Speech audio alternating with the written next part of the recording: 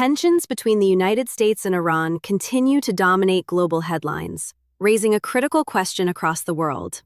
How real is the threat of a direct military confrontation between these two powerful nations?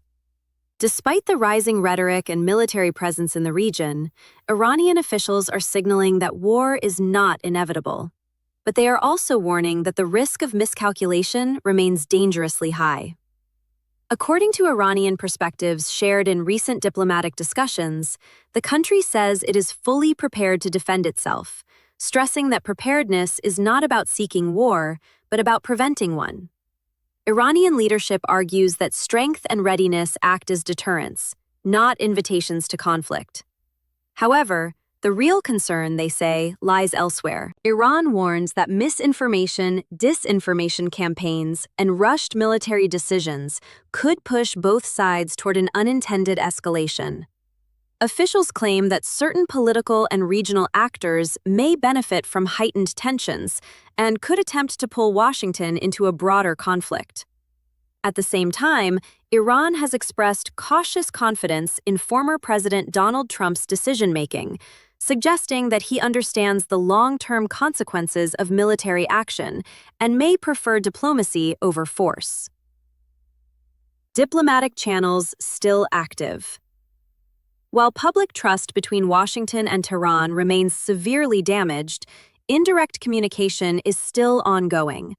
Regional intermediaries, friendly nations with ties to both sides, are quietly working behind the scenes to reduce tensions and rebuild a minimum level of confidence. Iran points to past experiences as the root of its mistrust, including the collapse of the 2015 nuclear agreement and previous negotiations that were followed by military actions. These events, Iranian officials say, have made direct talks extremely difficult. Still, there is cautious optimism.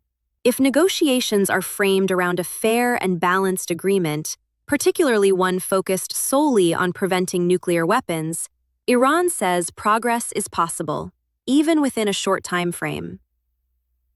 What would a deal look like?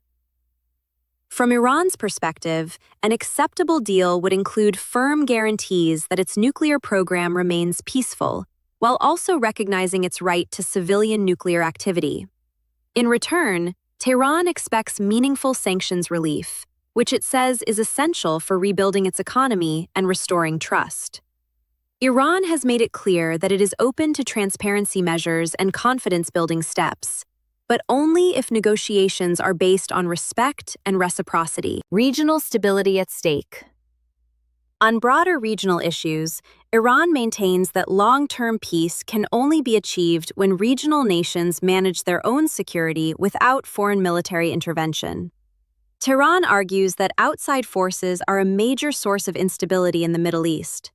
Iran also emphasizes the strategic importance of the Persian Gulf, stating that freedom of navigation and energy security remain vital, not just for Iran, but for the global economy.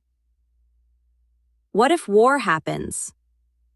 Despite repeated claims that war is not desired, Iranian officials acknowledge that a full-scale conflict would be disastrous for the entire region. With U.S. military bases spread across multiple countries, any confrontation would likely expand far beyond Iran's borders. Iran says it has learned military lessons from previous conflicts and remains prepared for any scenario, but once again insists that preparation is meant to prevent war, not provoke it. Final thoughts. For now, diplomacy, however fragile, remains alive. Confidence building through intermediaries, cautious messaging, and a shared interest in avoiding chaos could still steer both sides away from conflict. But analysts warn, in such a volatile environment, even a small mistake could carry enormous consequences.